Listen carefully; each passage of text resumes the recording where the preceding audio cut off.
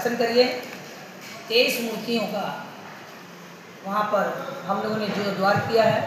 9 दुर्गा, लक्ष्मी विष्णु, पार्वती जी, शंकर भगवान व राम जानकी लक्ष्मण सहित व राधे कृष्ण सभी मूर्तियाँ विराजमान हुई हैं।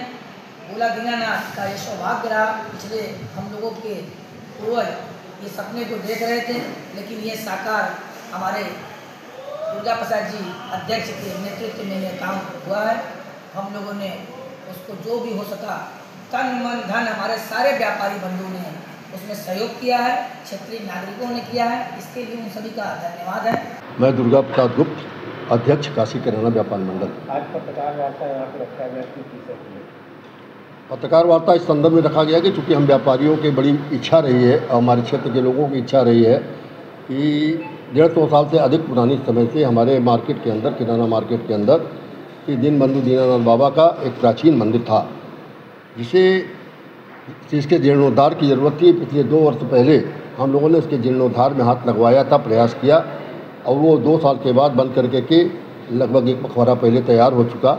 तैयार होने के बाद से हम लोगों की चूँकि उसमें नई मूर्तियों की स्थापना करनी थी, 23 नई मूर्ति स्थापित हुई हैं। वो 25 तारीख से हम लोगों ने धार्मिक अनुष्ठान करवाते हुए उसमें जो है करते हुए पिछले 9 दिन तो चंडी रुद्र चंडी का पाठ हो रहा है, जिसका पाठ का समापन आज होगा।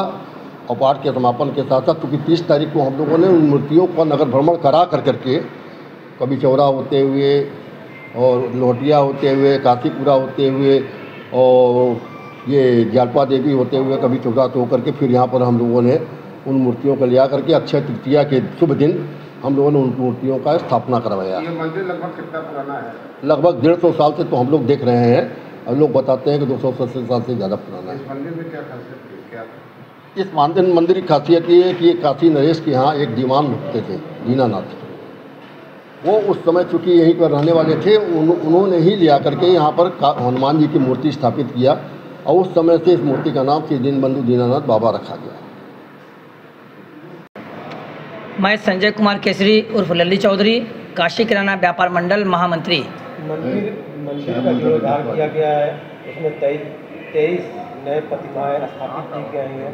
पाषाण प्रतिमा है, धातु की प्रतिमा स्थापित की गई। क्या है सर इसके रिलेटेड जो आपको वार्ता किया जाए उसके बारे में थोड़ा सा? जो मंदिर हमारे यहाँ पिछले कई 100 वर्षों से दीनबंधु दीनानाथ बाबा, जिसके नाम से ये गोला दीनानाथ जाना जाता है, वो एक प्राचीन मंदिर हम लोगों को विरासत में मिली हुई है, जिसमें हनुमान जी की मूर्ति लगी हुई है। उस मंदिर को पिछले 2 साल से, चूँकि जर्जर अवस्था में थी, पिछले 2 साल से उस मंदिर को पत्थर की पूरी मंदिर हम लोगों ने बनाया।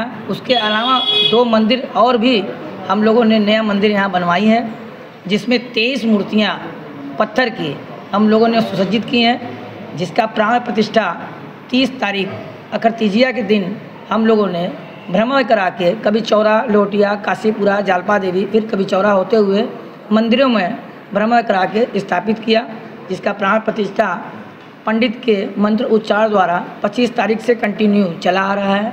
30 तारीख से सच्चंडी पाठ हमारे यहाँ बैठा हुआ है। आज उसकी समाप्ति हो रही है। समाप्ति के साथ साथ आज रामायण भी रखा गया है, जो 24 घंटा अखंड रामायण चलेगा, और कल शाम 5 बजे तक अखंड रामायण की समाप्ति होगी।